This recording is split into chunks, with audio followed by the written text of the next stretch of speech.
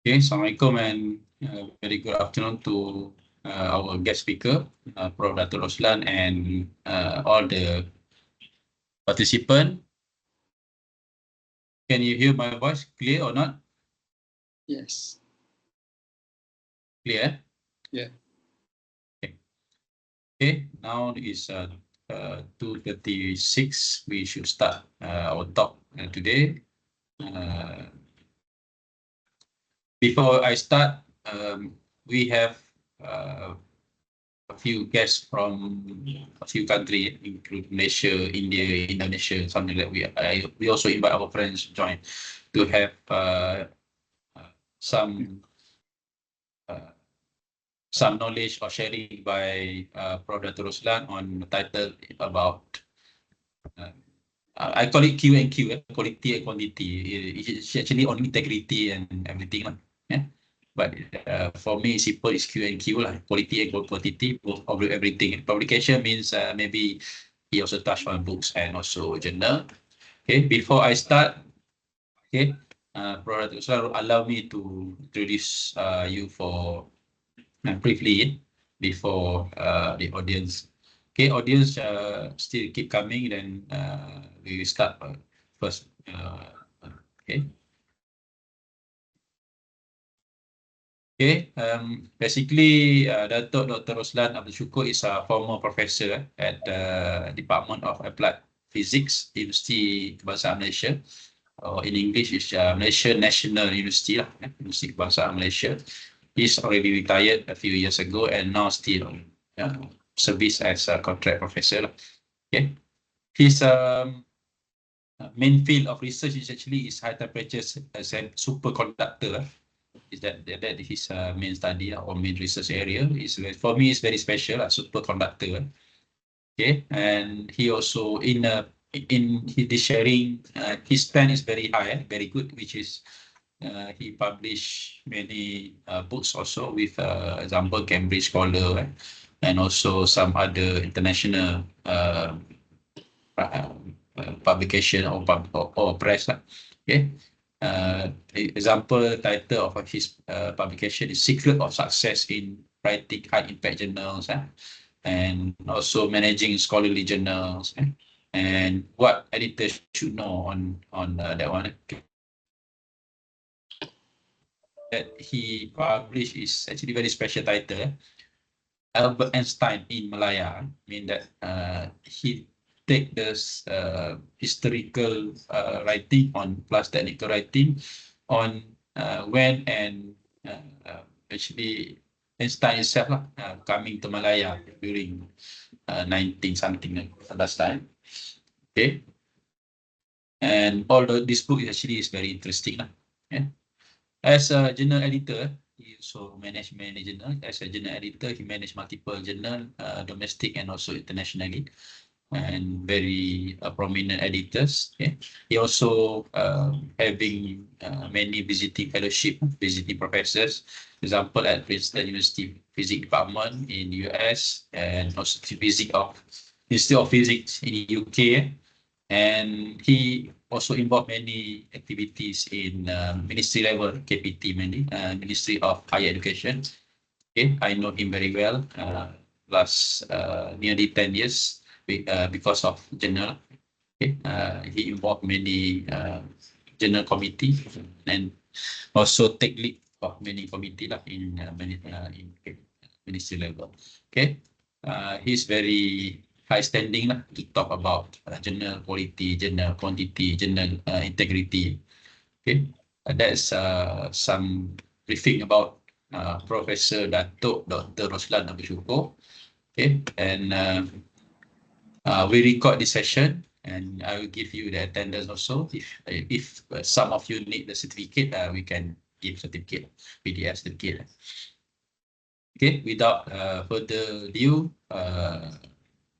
you can Prof. Dato can start the session, and if you have any question, I think you prefer at the end or in the middle? Anytime. Okay.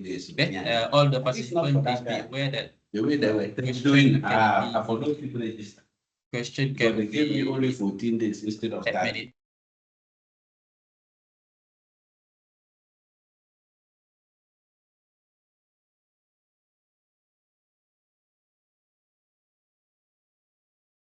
Prof.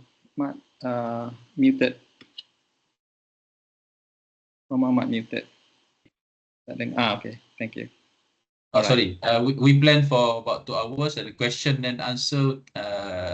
Prof. Roslan choose to have any time. Mean that you can. No, the other man, why I'm ask. faced issue. Okay. This one I lecturer. Nine organizer. Okay. Yeah, I think so. Without further ado, then please start, Prof. All right. Okay. Thank you very much, Professor Muhammad, for the introduction. Thank you for inviting me to speak today about this very important topic, especially the scenario today where researchers have to balance out between the number of papers they publish and the quality of papers they publish. But I guess myself and Professor Muhammad, we are old school, okay? We are old school, and we probably are more inclined on the the quality of the papers rather than number of papers. All right, so you are free to ask me at any time, but also at the end, and also at the end of the talk. Okay, so allow me to share my my PowerPoint. Okay.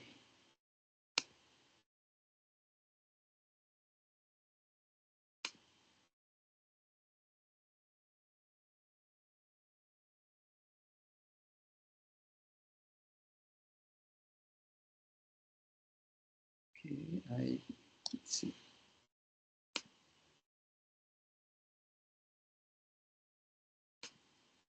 Can you see my PowerPoint?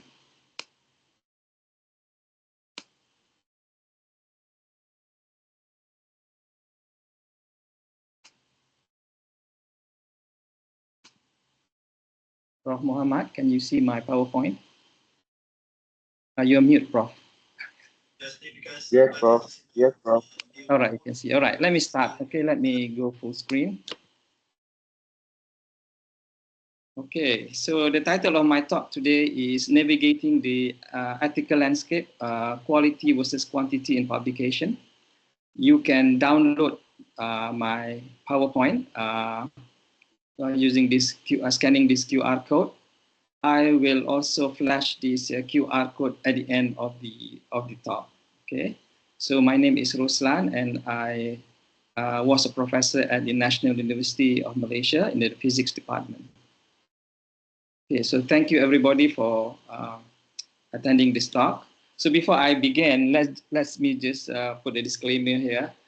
I'm not an authority on ethics. I'm a physics professor, but I have been doing this academic writing and so on for the past 40 years as a researcher, as an author, as a reviewer of journal articles, a grant proposal, the chief editor of several journals and advisory board of several local and international journals, and also the director of the university publisher. And also I was at the university board of directors.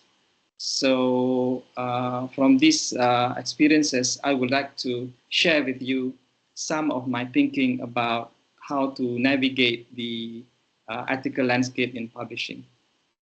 Okay, so for example, as a reviewer, as a researcher, you know, what are the things that we need to know when we perform our experiments, our work.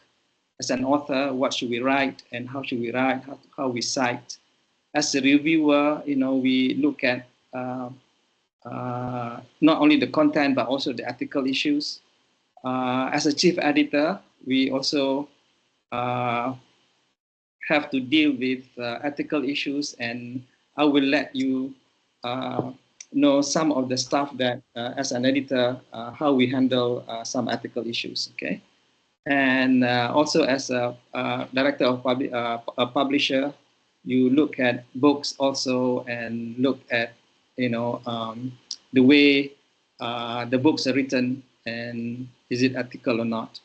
And also as a member of University Board of Directors, sometimes I look at disciplinary cases, which is quite scary. So that's why, you know, I'm a bit cautious about whenever I'm writing. Okay, so let's get started.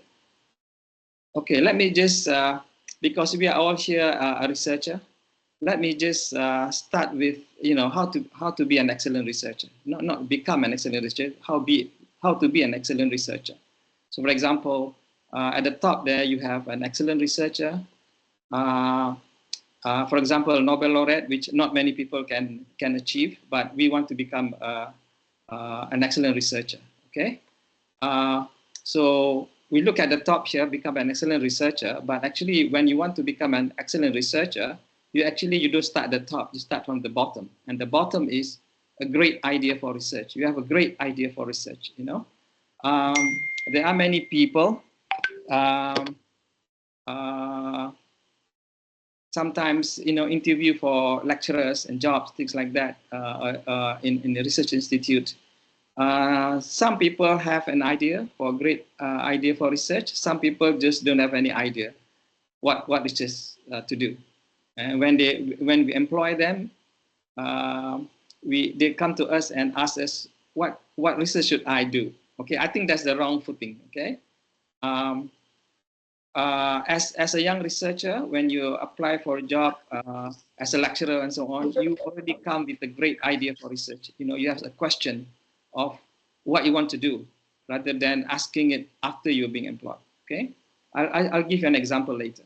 So you got a great idea for research, strategic planning, create an environment to do great science. That great science can be something that's useful, or something that is just advancement of knowledge.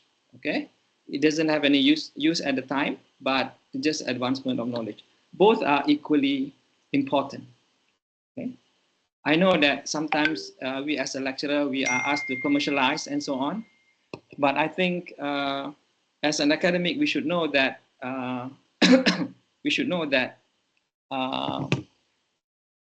being at the frontier of knowledge is also important. Okay, so successful research that matters, communicate successful research effectively, recognize a thought leader in your field, qualified to become an excellent researcher, and then become excellent researcher. So we are here right now, a great idea for research when we are planning to do great research. Okay, so as we perform our research and perform our publication, and we move up, we need to navigate the ethics matters very carefully. Okay, so it's very important that we do not cross certain line. Okay, however, you know, if somebody want to find mistakes, me for example, they can't find mistakes. Okay, I mean, if you really want to find mistake, you can find mistake. For example, recently the Harvard president, you know, she have to resign because of certain matters, as we know, and they look at her thesis because they want to find fault, and they say that insufficient citation from her thesis, and she corrected it, and the accuser said something like, you know, she should have cite this paper from this professor from Wisconsin, but the professor of Wisconsin said she don't have to cite it, the one that she's written in the thesis. Okay, so what I mean is that if you want to find fault, you can find fault. Okay, but we as a researcher, especially the young one, should not fall into the trap of trying to get numbers in our publication. Okay. Instead, we should look at the quality of the papers that we publish. Okay, so academic excellence, we have teaching, and supervision of students, research and publication, community services and outreach, awards and recognition, and a great personality. Okay, so these are things that contributes to academic excellence, although they are not equally important. Okay. Right. So research and publication may be the most important aspect in academic promotion exercise. Unfortunately, nowadays, when they say research and publication means the number of papers that you publish, okay, and your H index, which is sometimes quite misleading, okay. However, if you are really into your research and honestly, you will not fall into this trap of number of papers and H index. And I show you some example of Nobel laureate whose H index is quite low, but her contribution is so high that she's awarded the Nobel Prize. Okay, so I'll give you one example. Okay, so researcher critical skill, good judgment. Here we should whatever we do, whenever we write, whenever we communicate, whatever we do in the lab, and how we talk to the students, we should practice some good judgment. Okay, and then strong communication skills. Okay, that would mean writing and also oral communication. Ability to work independently and ability to work as part of a team. Okay, and ability to get things done. So once you are given a research grant, you should finish it. Okay, there are many people who get the research grant and didn't even send the final report. Okay, so at least if the research is not as successful as you intended, at least write a final report. Okay, so these are some skills that you need to develop. Okay, and also research collaboration, team up with other researchers, international and local institutions, access to access facilities and instruments, or maybe arrange for a sabbatical. Okay, this is an important part of your experience, our experience as an academic. Okay, and see what are the groups, other labs, other universities, other departments, how they run their business, and how they tackle ethical issues. Okay, and looking in it from a different perspective from our local scenario. Okay, so arrange for a sabbatical. It's not difficult. It's not easy either. All right, so we have every 5 years or 3 years, depending, that our university allow us to go for a sabbatical. So arrange for that, especially when you are young, okay, because there are many opportunities for young people. As you are old, nobody likes to have you in the lab, you know, because maybe you are the one should be hosting young people, you know, when you're 40 or late 40s, early 50s and 60s.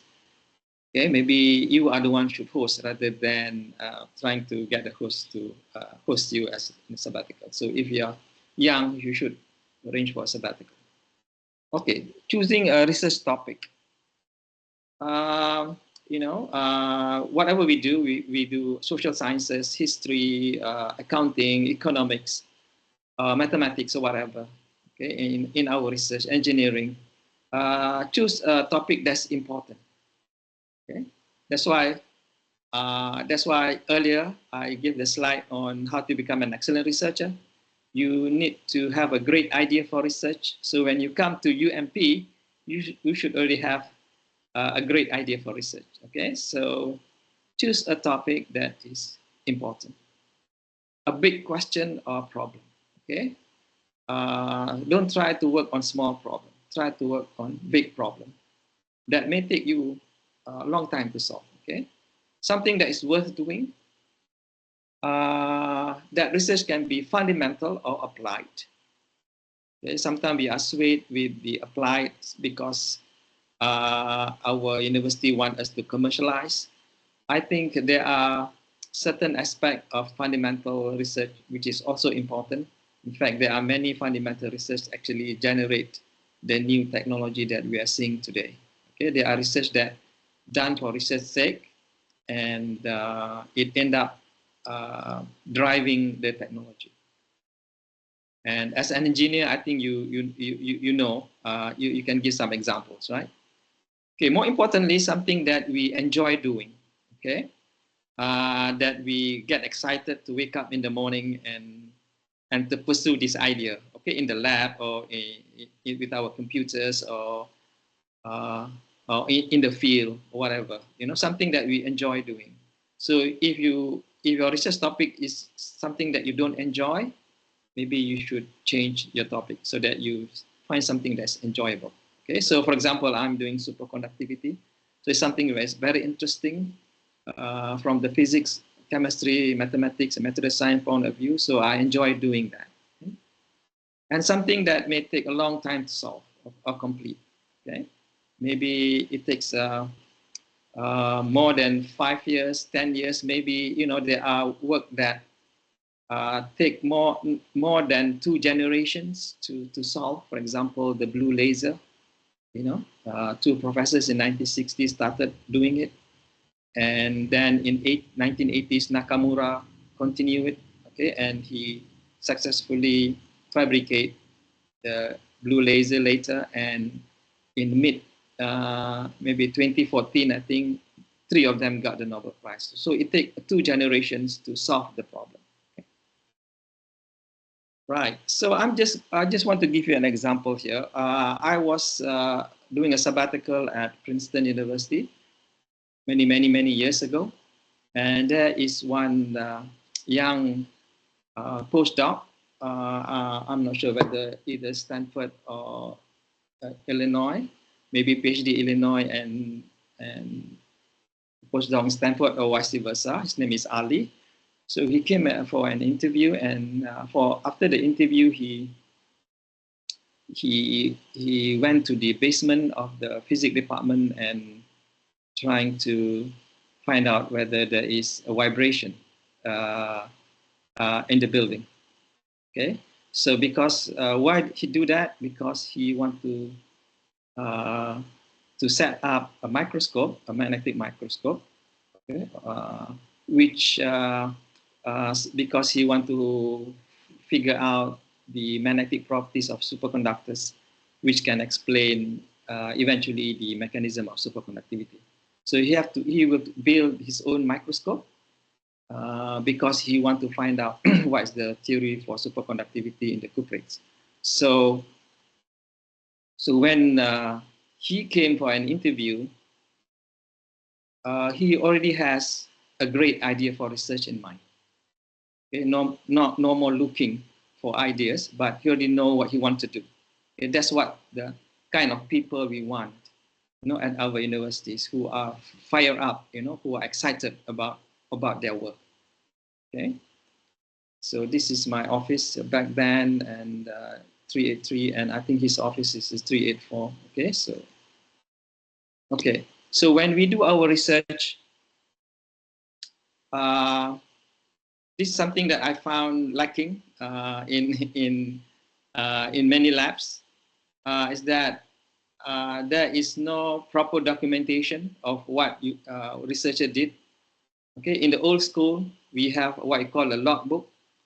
Okay, so we write down whatever we do that day, which is mostly failure. Okay, as an experimentalist, it's all failure, and then suddenly you got something correct. So that's all you need. Okay, so this is logbook for Adam Rees, who won the Nobel Prize in 2011. So I was there during the ceremony.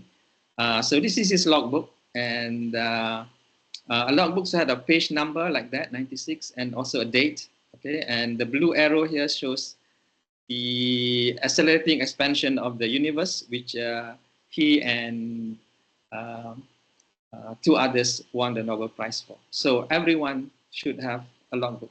Okay, so you today maybe you want a digital one, a digital logbook. Okay, but a written one is also okay, right? So when we have our student, a master student, undergraduate student, purchase a logbook for them, Okay, a logbook should have page number like this, and give them the logbook and tell them to write everything what they do in the lab. Okay, and at the end of the project, they should return the logbook to you, and then you keep those, okay, as a reference. Okay, this is another one. This is a segment logbook. Okay, this is April 8, 1982, and he got Nobel Prize in Chemistry for quasi-crystal in 2011. Okay, so he discovered a tenfold symmetry in a crystal of, I think it's aluminum alloy. So he was like, putting an exclamation mark for tenfold, which was, which is not in the textbook, which is a no-no during those days. Okay, so he, the story goes, his paper got rejected several times and so on, and you can read about it. Okay, so but the essence is you need to have a logbook. Okay, this is part of the integrity and ethical issues. Okay, because if something arises, if there's a mistake, if there is need to be retraction of a paper, you can look at the logbook where thing goes wrong. Okay. Okay. So as I promised you, now most even in my university, we look at age index, which I think is insufficient. Okay. We look at how many papers, which is also not good. Okay. So if you look at Donna Strickland here, she won the Nobel Prize in 2018 for this paper, compression of amplified chirp optical pulses. You can see here a very sharp, high intensity and a very small width laser, which can be used later, for surgery. Okay, so when she won the Nobel Prize, her H index is 12, and publication she have about 70, 35 journal articles and 35 proceedings. Okay, so you don't worry about your number of papers. Okay, you worry about what you report. What is the science? What's the new science you report? Okay, if it's a good science, if it's something amazing, fascinating, you don't have to have a very long abstract. For example, here is only two sentences. Okay, we have demonstrated the application and subsequent recompression of optical chirp pulses, a system which produces 1.06 micrometer laser pulses with pulse width of 2 picoseconds, and energies at the millijoule level is presented. Okay, so you have something amazing. You don't have to write very long abstract. Okay, and you don't have to write very long articles. So that's quality. Okay, rather than quantity. There are people with H index of 120 and they didn't get a Nobel Prize. Okay, there are people with hundreds and hundreds of papers, they didn't get a Nobel Prize. Okay, so there are, the Nobel Prize does not say that we are giving this to Mr. A because he has produced 350 papers. No such thing. Okay, we are giving this to Mr. A because he discovered a very high pulse and very short optical pulses laser. Okay, so the essence is what is the science that you produce. Okay, writing and publication. You have journal, proceeding, books, chapters in books, translation, popular writing, grant proposal. Okay, maybe journal writing is one workshop as itself. Book writing is one workshop at itself. Okay, grant proposal is also one workshop. So I won't dwell into this. Okay, but I'm just gonna go over some of the things that you want to look at, you want to consider, and you want to be careful with. Okay, when you're writing. Okay, okay, this is one of my book on how to write. Maybe useful for our graduate students. Okay, right. This is in the 7th printing now. Okay, so you try to get this book for your students. Okay, so let me go to authors first. Obligation and responsibility. Authors need to act honestly. That's say without You know, it's, I need to put it inside, okay? Actually, I didn't have to, but you have to act honestly. Choose the most appropriate journal in your field, okay? Make sure the manuscripts are well presented, containing nothing inappropriate, and are submitted correctly. Deal appropriately with all authorship issues, okay?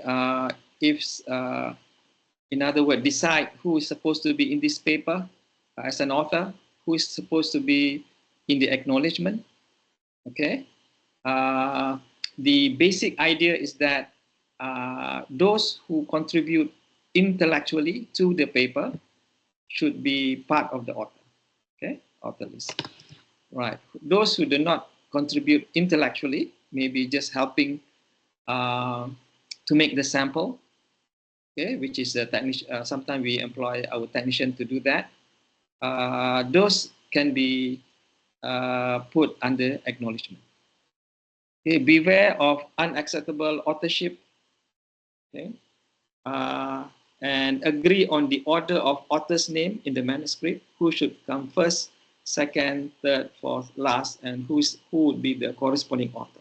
Okay, so agree on those first, right?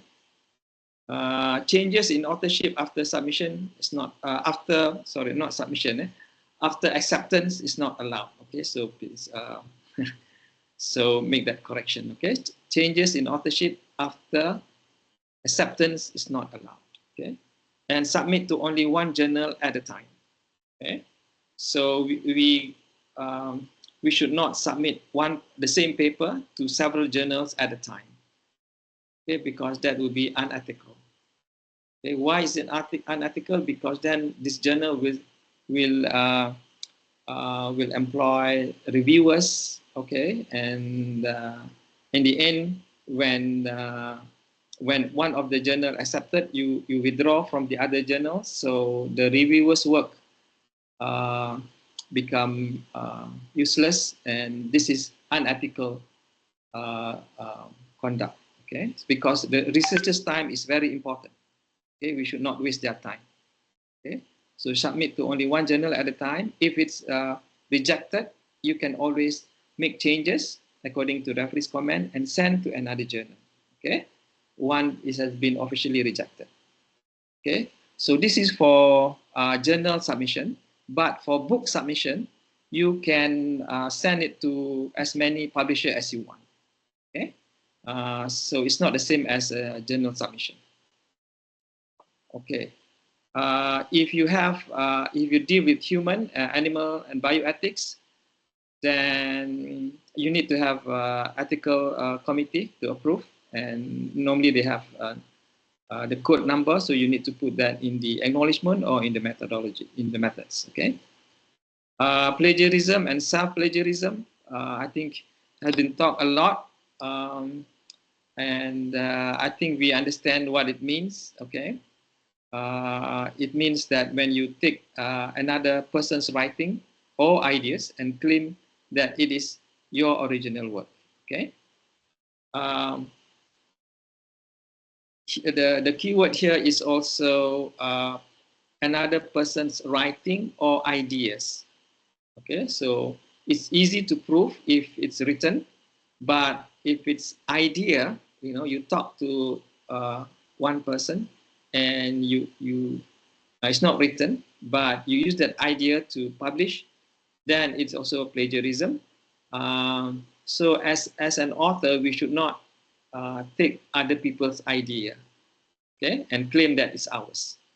Okay, you can take other people's ideas and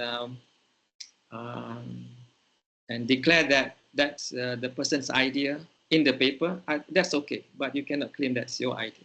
Okay, so sometimes it's a very fine line. Okay, ideas or writing from other people, the sources of the idea should be cited. Okay, honorary, gift, and ghost authorship. Honorary authorship or gift authorship is unethical practice. Sometimes, given to the head of department or the dean despite lack of substantial contribution. So please don't do this kind of authorship. Okay, right. And sometimes people do it to increase the the apparent quality of the manuscript. Because if you put some big names in the manuscript, maybe it will be favorable, okay, even though the big name does not contribute to the paper. So what I'm saying is that be as honest as possible. Okay? Right. Another one is the copyright. Sometimes we need to use a figure or table or substantial text from a book or journal. So if we want to reproduce those, we need to obtain permission from the publisher and the original author of the article.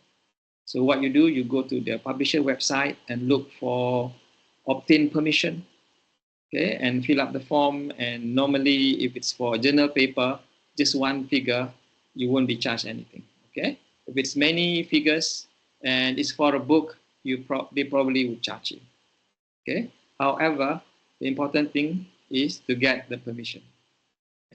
Not sufficient just to cite the article, you also need to get the permission from the publisher and the author. Okay, so when you use something, a figure or a table or anything from another publication and to publish it in your paper, it's your duty to obtain the permission and not the editor or the publisher. Okay, because the editor and publisher do not know which figure that you get from what journal. Okay, you are totally responsible for that. Okay, today there are many opinion about using AI generated text. Okay, and things in the flux, things are changing, and there are many countries, that won't allow use AI. Okay, there are some countries, but in my opinion, AI is something useful, so you should use it wisely. Okay, because if we say no to AI, then we are losing an important tool in research and writing. Okay, maybe if you go maybe about 40 years ago, when there is these small calculators, and there are some countries who said should not use a calculator, right? But now calculator is everywhere. Okay, so that it make it easy for you to add and subtract and so on. Okay, so I would say that we should embrace AI, but with some guidelines. Okay, so let's go through this slide. Authors are encouraged to use AI to assist with research and writing. Okay, as you know, like say you want to perform a research on, okay, let's say optical properties of some nanomaterials. Okay, you can ask AI to actually come up with a method. Okay, a method on how to study the optical properties of certain nanomaterials. It will come up with some methods. Okay, so if you do that, then you should write in your paper that the method was actually suggested by AI. Okay, that's how you do it. Okay, right. So bullet number 2, which is authors are required to cite text or parts generated through AI in all aspects of publication. Okay, if AI write your introduction, which I really discourage. Okay, because in my next slide I tell you why. Okay, but if just part of it, you should say that this text is, you should cite that this text is generated by AI. Okay? In the acknowledgement section, the author should state the aspect of research and text generated through AI, including the research design, data analysis, data visualization, and illustration. Okay. If authors use text generated by AI, the part of the text should be clearly stated in the article, and that part which is generated by AI, the copyright does not belong to you, does not belong to the author, okay? Because it's generated by AI. Pro and cons of AI generated text. The cons are AI is not trained to generate scientific content. Okay, it's just take information, existing information, and spit it out to you. And it is not up to date. Okay, and content are quite homogeneous. In other words, it's quite boring. Okay, and most probably it's not accurate also. Okay, there are many inaccuracy in AI generated text. Maybe in the future it will be more accurate. Okay, the pro is improve creativity because it gives you new ideas and then you come up with your own idea, and it also speed up writing. Okay, speed up writing. Okay, so we as researchers should control AI and not vice versa. Okay.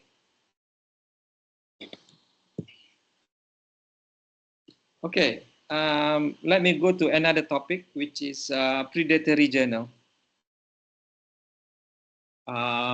Even the most experienced researcher can also unsuspectingly publish in predatory journal. So everyone should beware.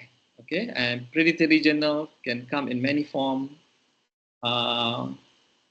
It may be a newly created journal with no proper reviewing process.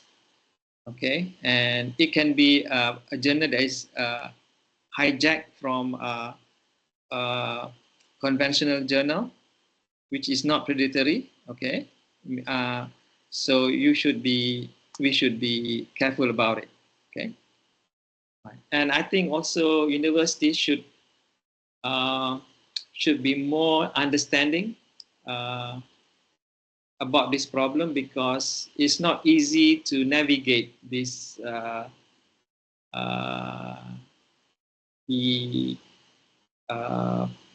the way predatory journal work. Okay, so maybe no matter how experienced you are.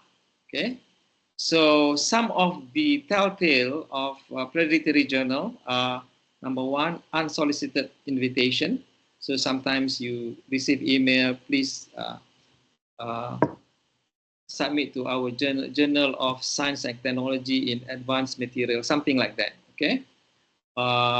So if they solicit articles from you, maybe you should be careful.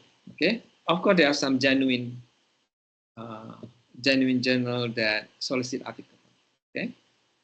Journal scope very broad. Normally, it's very broad and broad and vague, and accepting article from a wide range of discipline. Okay, so again, Journal of Science and Technology in advances in something like that. Okay, advances in social science, something like that. Okay, so it's a very broad scope. Okay, editorial board. Check the editorial board members if they are unknown to you, or if their credentials seem questionable. Sometimes predatory journal list researcher without their permission. Okay. Peer review process, normally very rapid or non-existent peer review, maybe in-house peer review. Okay, maybe that journal just have a few editors in-house, and which make decision based on in-house review. So that's not acceptable. Okay, a review should be external, outside of the editorial office. Okay, be wary of journals that promise extremely fast publication time. Okay, so that's a very important telltale of a predatory journal.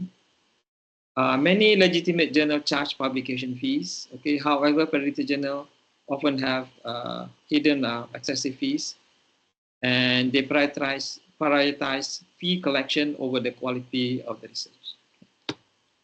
Website quality, poorly designed website, many grammatical errors and broken links, sign that a journal might be predatory. Okay, so this come to our journal. Okay, UKM journal, UMP journal, So make sure that our website are well designed, no grammatical errors, there is no broken link. Okay, so that it does not reflect predatory journal. I see there are many Malaysian journal with this kind of problem. They are not predatory, but just not well managed. Okay. Indexing.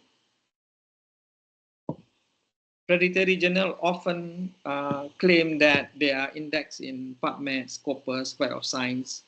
Okay, and so verify these claims. Okay, and sometimes they use names that are very similar to existing journal.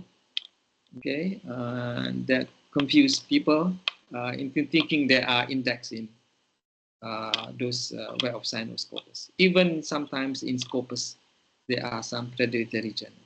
Okay. Right. Impact factor. They claim they have an impact factor without giving the source. The only impact factor are issued by Clarivate Analytics, okay, in JCR, Journal Citation Report. Okay, so you go to Clarivate Analytics, Web of Science, look at the Journal Citation Report, and type in the name of the journal, and it should give you an impact factor if it's indexed in what was. Okay. By the way, JCR will be announced, I think, maybe next week. Okay, so all journal with indexing in ESCI or SCI, SSCI will be getting a new impact factor maybe next week. Okay.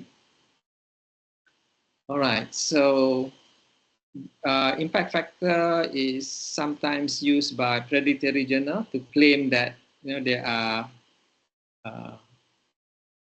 indexed in WAS. So be careful what they use. The name they use. Is it impact factor? Is it journal impact factor? Is it global impact factor? Those are not recognized, okay? Not recognized by WAS. The one that recognized by WAS is just impact factor IF. That's all. Okay, okay. Another important thing is publisher reputation. Research that publishes the research the publisher's reputation. Predatory journals are often associated with publishers have a known history of unethical practices. Okay, so if you're not familiar with the name of the publisher, maybe you should do some research on that. Okay, if it's normal, big publisher that we often see, then should be okay. Checklists and databases. Look at DOAJ and so on, okay, to verify the legitimacy of the journals. All right, so that's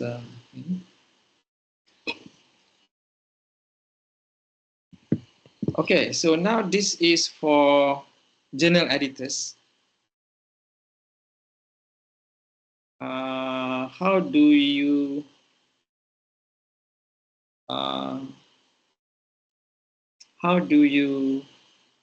take care of misconduct in scientific research? How do you deal with misconduct in scientific research? Okay.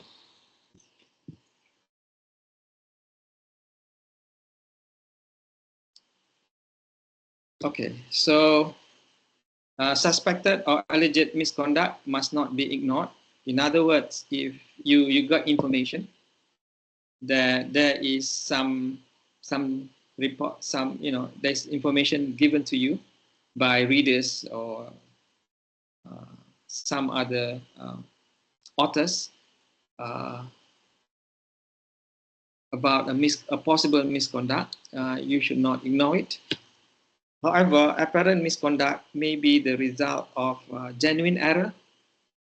Okay, I'll give you an example later. Then take great care not to make or spread allegations that have been substantive. Okay.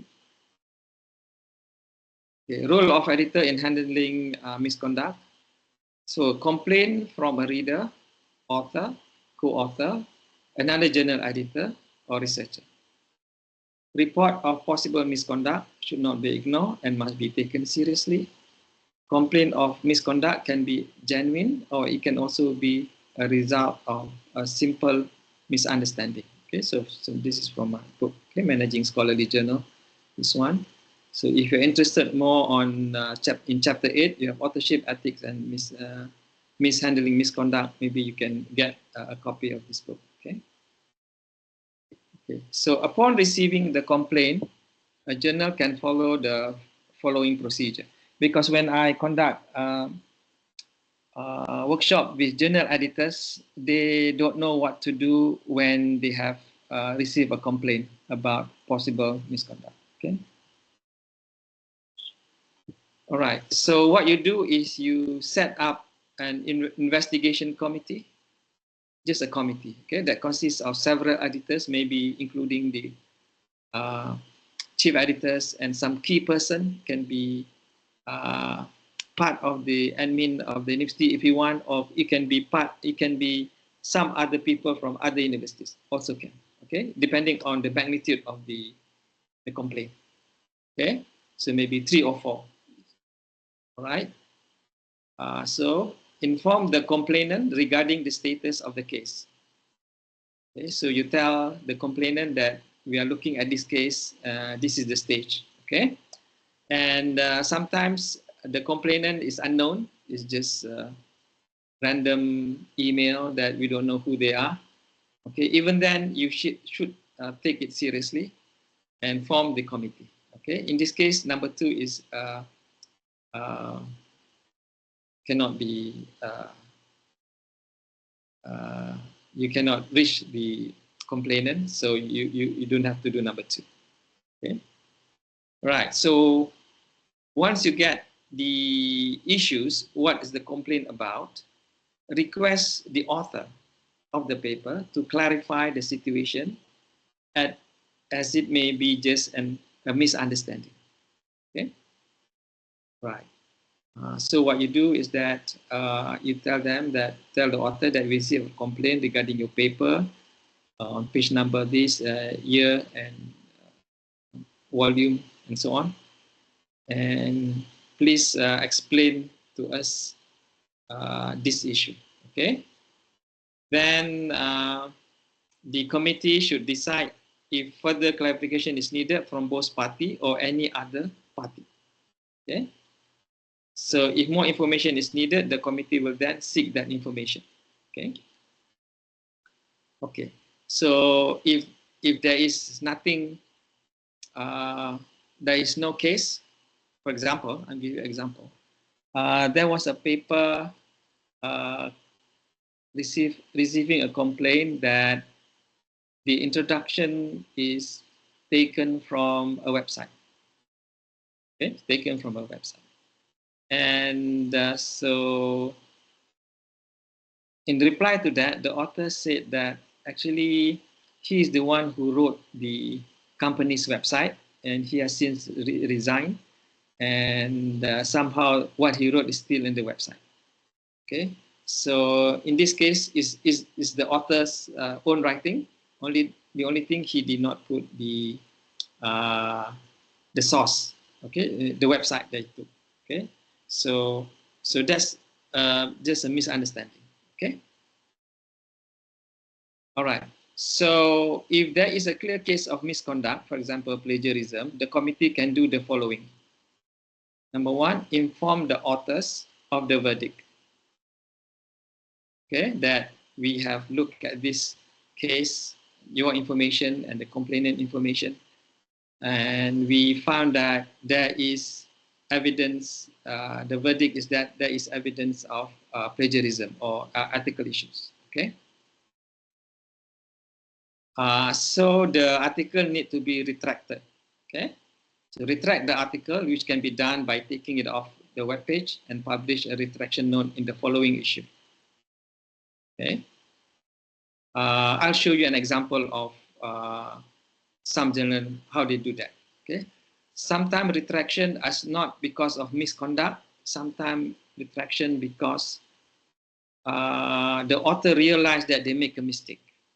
Okay, realize that they make a mistake in their analysis, which will affect the cost of the field. The cost of the field. Okay, I'll give you an example in a moment. Right.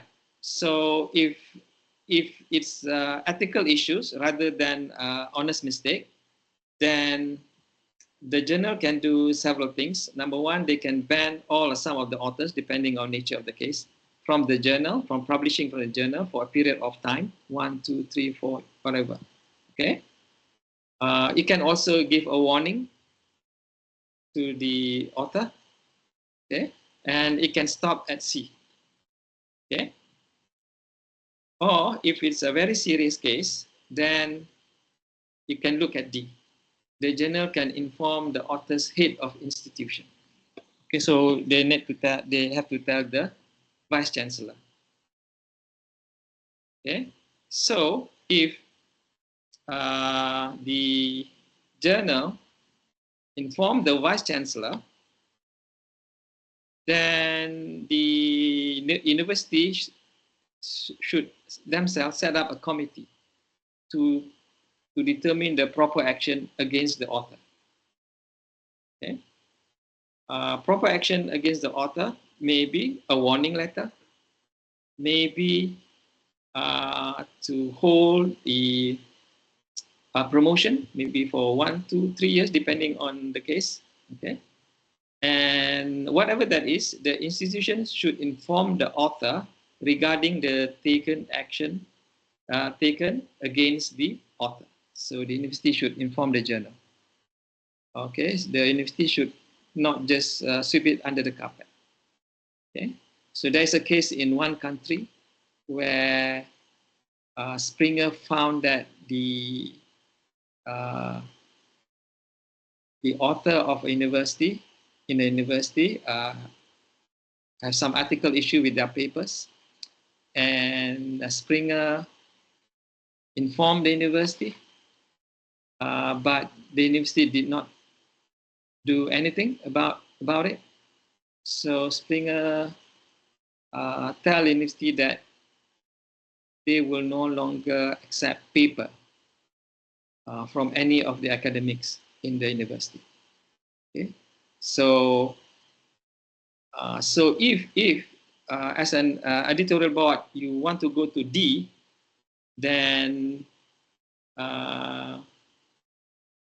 the vice chancellor, the head of the institution, should inform the journal what action has been taken.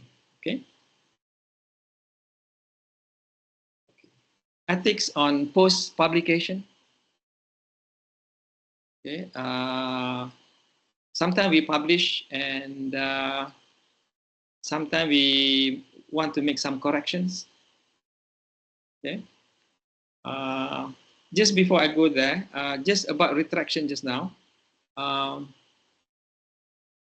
I think the latest QS ranking include factors like how many papers has been retracted from that university. Okay, so if it's so more retraction mean is a penalty for the ranking. Okay. All right. So ethics on post publication amendments. Amendments are changes requested by the author for various reasons. So you can do that. Okay. This amendment may fall into 4 categories: erratum, corrigendum, addendum, or retraction. Okay, or retraction. So so erratum is the notification of an important error made by the journal during production of the article that affects the publication record or the scientific integrity of the article or the reputation of the authors or of the journal. Okay, erratum is error made by the journal. Maybe they mixed up the figures. Okay, maybe they change the language, which they show us when during proving, but we overlook, and we found later that it changed the meaning of the paper. Okay, so we want to correct those. Those are called erratum. Okay, but all these post publication amendments, if it's a small mistake like a spelling or grammar, it should not be done. Okay, so spelling or grammar, need not be corrected if it doesn't affect the content of the paper. Okay, so erratum is error made by the journal. So that's why when they do the typesetting, give you the galley proof, read it carefully. Okay, corrigendum is a notification of important error made by the authors that affects the publication record or scientific integrity of the article or reputation of authors or the journal. So all authors must sign the corrigenda submitted for publication. Okay, so erratum, no need. Corrigendum, yes, all authors must sign. Addendum is the notification of a peer review addition of information to an article, usually in response to readers' requests for clarification. Okay, sometimes a reader write to the editor asking clarification. Maybe it's important clarification, which in the opinion of the editor is useful to be addressed. Okay, so the letter of the readers will be published along with the addendum. Okay, so that's addendum, and then the last one is retraction, is the notification of invalid results. Invalid results here can be simply honest mistake, or maybe a result that has been plagiarized and in a way that make it and as invalid. Okay, so all co-authors must sign a retraction specifying the error and state briefly how the conclusion are affected. Judge according to whether the main conclusion no longer holds or is seriously undermined. As a result, also as a retraction, a result of subsequent information coming to light, of which the authors were not aware at the time of publication. Okay, right. So let's put an example here. This is some very arbitrary examples. Okay, this is example of retraction, which is very honest. Okay. Okay. So this is the paper, X-ray fluorescence spectroscopy, a spectrometry of asteroid Itokawa by Hayabusa. Okay, so this is published in Science. Okay, it's very, very reputable journal. Okay, even then they make a mistake.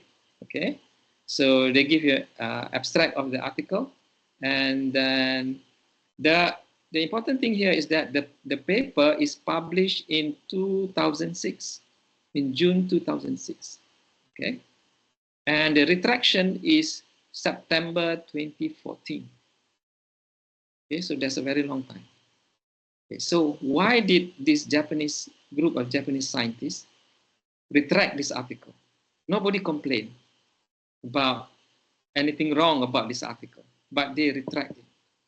Okay, so this is a good example of practice. You know, I mean, not a good example, but this is what you should do when you find a mistake in your paper. Okay, because this is about asteroid. So if they didn't retract this paper, it will affect the model for the formation of the solar system. Okay, so so in order to avoid confusion in the future about the model of how the solar system was formed, this paper was retracted. Okay, so let's read the abstract on the retraction. In our report, X-ray fluorescence spectrometry of asteroid Itokawa by Hayabusa, we analyzed the major elemental ratios of asteroid 25143 Itokawa with the X-ray spectrometer XRS on board the Hayabusa spacecraft. We used an improved analytical procedure which resulted in erroneous identification of X-ray fluorescence peaks and statistically insignificant conclusion. Therefore, we retract the paper. XRS team confirmed that our original analysis was inaccurate in parallel with both the steering committee of the Institute of Space and Aeronautical Science, Japan, Aerospace Exploration Agency, and an investigation team appointed by the Institute. Figure 1 of our report shows the X-ray spectrum, which is fitted with some X-ray fluorescent peaks and continuum components. The figure shows the smooth data. The smoother X-ray spectrum was used in the model fitting statistical analysis. You should have used the raw data and examined it in detail before proceeding to the modeling. So now they have cleaned the X-ray data, and it's very nice. So maybe it will affect the analysis. Okay, in a broader spectrum, it will affect the way of our understanding of how our solar system was formed. Okay, so if they did not retract this paper, then maybe it will affect the future development of the field. Okay, it will cause confusion. So that's why they retract the paper. So this is an honest mistake. Okay, published in 2006 and retracted in 2014. Okay, right. Now, the one that we are more concerned of, retraction because of plagiarism. Okay, so that's why we as a scientist, as an academician, we should be very honest and truthful. Okay, I know that some universities or some faculty, have your KPI, 1 paper, 2 paper, 3 papers a year, and which make us very unhappy and uneasy. Okay, so what you do is that you try to follow the KPI as they want it, maybe 2 papers a year, 3 papers a year, and try to fulfill those early part of the year. Now is June. You should already have the 2 papers required. Okay, so that you didn't have pressure on you. And maybe in August or October or September, you can start working on new papers for next year. Right? I mean, don't try to publish so many papers, because I know sometimes people who have many papers are being given awards, being highlighted in meetings, and so on, and being promoted. Okay, but in the end, I think more important is what is it that you publish, rather than how many papers you publish. Okay, we just look at all the great scientists, right? They don't publish many papers. Einstein, and Dirac, Fermi, Oppenheimer, and so on. They didn't publish many papers. They only publish when they think it's something new. Okay, otherwise they don't publish. Okay, right. So this is honest retraction by the Japanese. Okay, so as an editor, what you do is you put this abstract in your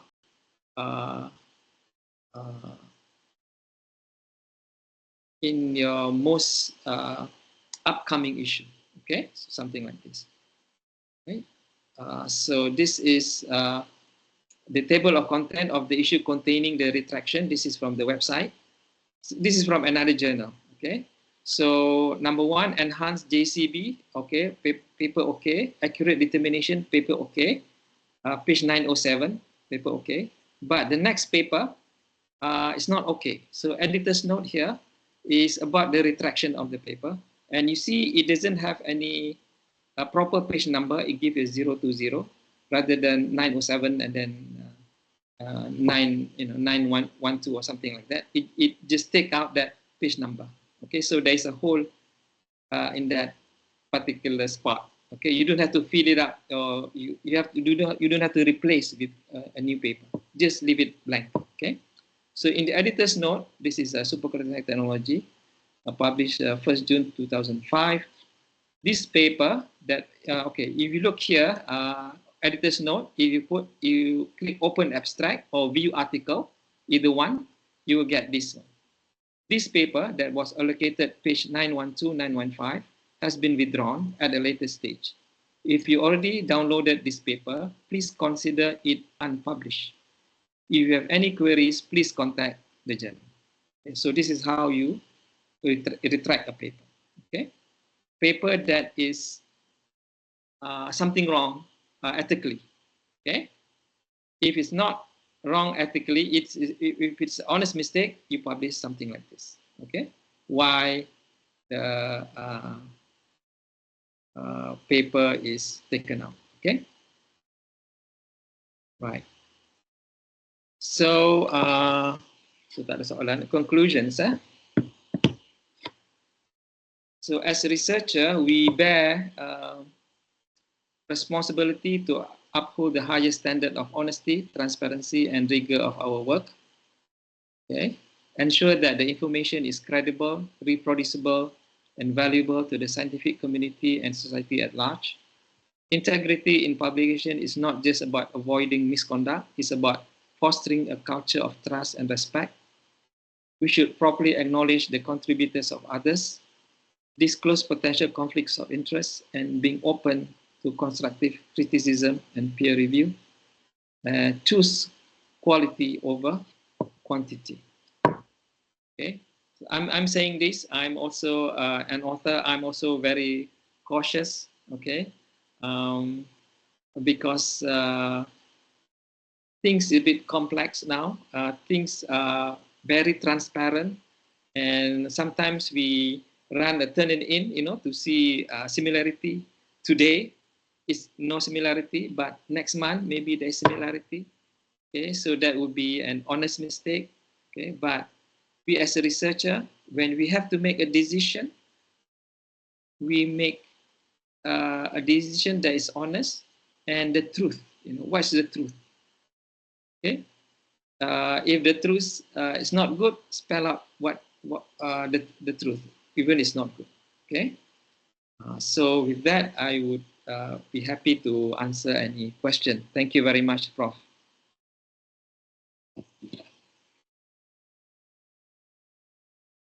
Thank you, Prof. Dato Roslan, for very nice sharing. I thought it's more than beyond the normal talk, because normally we talk about how to publish paper, but this one is actually how to navigate between quality and quantity for actually go beyond the call it integrity of publication. I think total participant previously in and out it's about 60. Actually is quite good number for the talk, because now we are very busy in many meetings, ending faculty meeting, everything, and still we can got 60 people.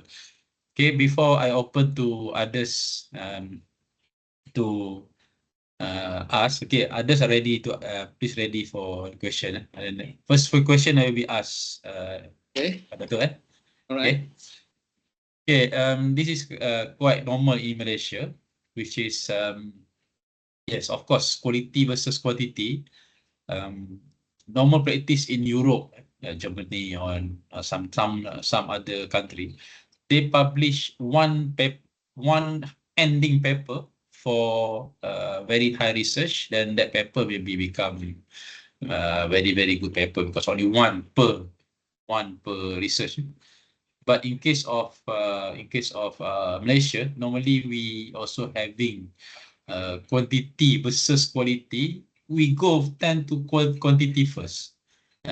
In early research, we put some early publication, maybe in Scopus. Then after, in the middle, we go for Scopus Q1. Then at the end, then maybe become WAS Q1.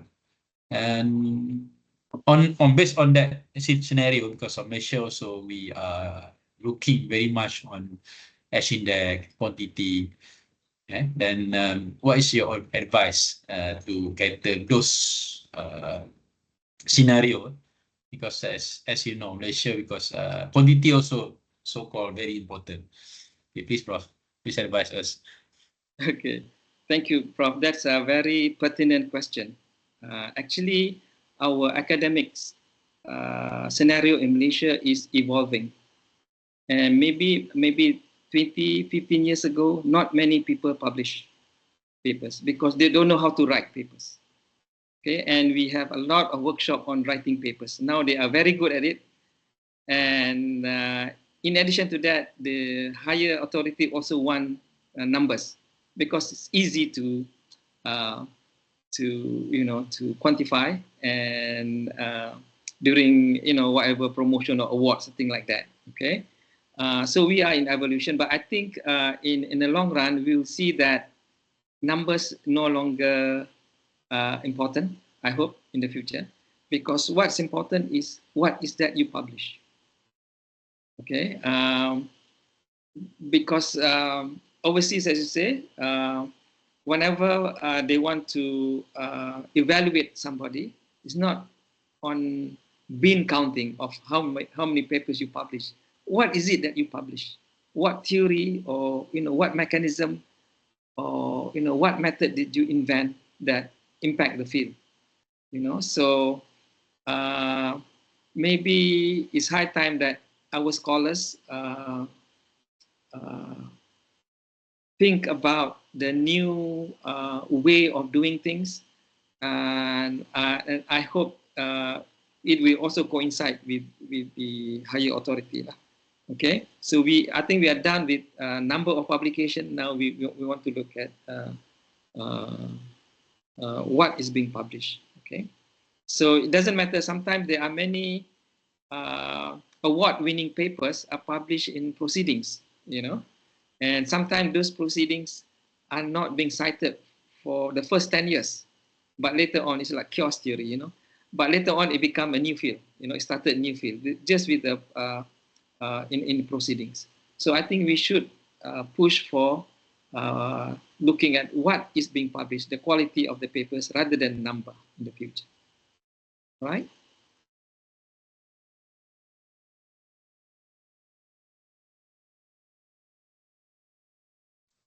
Hey, Prof. Hello. Hello, I'm Kumar. Hello, Okay, Kumar. so a very interesting topic, Prof. Today presentation, really interested. So I got one question, Prof. Okay, with the retraction number of increase in Malaysia nowadays, I mean, we can see that the number of retraction paper increase. So in Prof experience, what this happen actually? Why this happening in our country? I think for various reasons. I think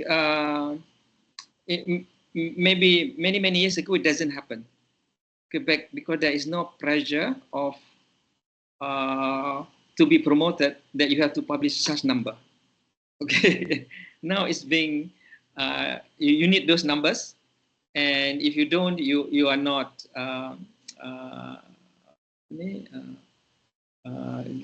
get to keep the job. So there's a lot of pressure, I think, from the young people, and they now just simply publish.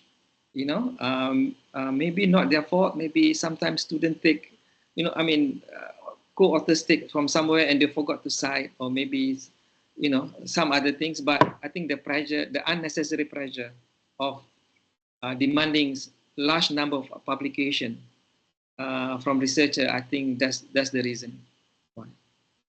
And Okay, thank you. Maybe some also young people are not aware of the how to navigate this requirement, right? Yeah, true. I do agree on this, Prof. Okay, thank you, Prof. Bye. Welcome. Okay, now we open to the floor. We have now 47 people. Anyone to ask any question, anything related to Q&Q or integrity or publication itself, books or journals. Please on the mic and just ask. Anyone?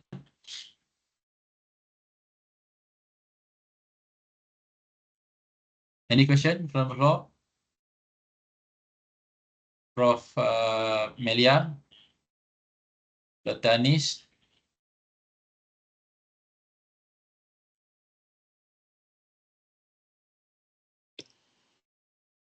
Any question, please?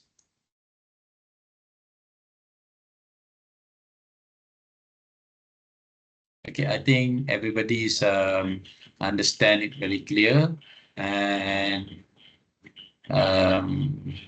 before we end this session, thank you very much for Dato Roslan. Sorry, any question?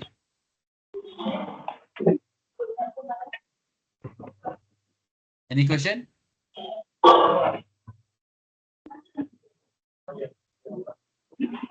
I thought somebody opened the mic to us. Okay, maybe he's mistakenly. It's okay. Okay. Okay, before we end the session, we give the attendance form for only who want the certificate.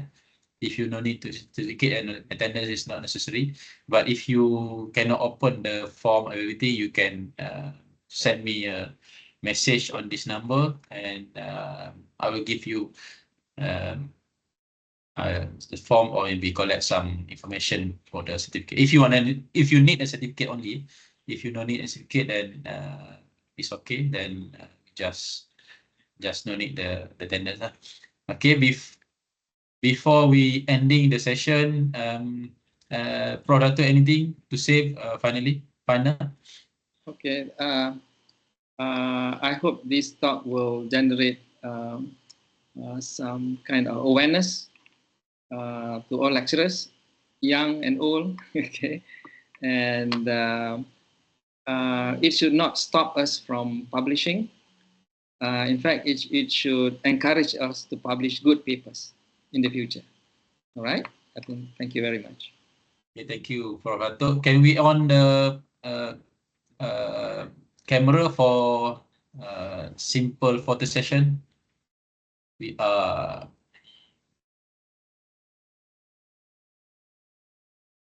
online, then the things that we can do is just on the camera and we can see the each other.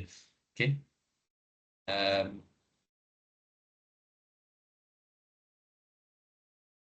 Now I see all the faces. Thank you very much for attending. Some people now can see. Okay. Okay. Some more, please. Just for our record, this is actually good session. Okay. Good session for beyond the normal publication. We put it on the Q&Q quality and the integrity. Okay. Okay. I will take the photo now. Can everybody see the camera in front? Okay, camera in front of you. Okay, 1, 2. We are behind, Dato, because maybe we are earlier. Yeah. Okay, I got it. The picture is there already. I got it. Other people, if you want to take photo, welcome also. Just for our record and stuff. Okay, who need the certificate? If you not put in the names inside the form, then you can also send me a PM me WhatsApp. Okay, finally, we are 4 o'clock. Very nice number. Thank you, all participants. Thank you to Prof. Roslan from UKM, and also thank you everybody. Okay, bye-bye. Bye. Bye-bye. Thank you. Thank you, Prof. Thank you, Prof. Thank you, Prof. Thank you, Prof. Thank Thank you. you, Thank Prof. you. Thank you, Prof. To Prof. Thank you, Prof.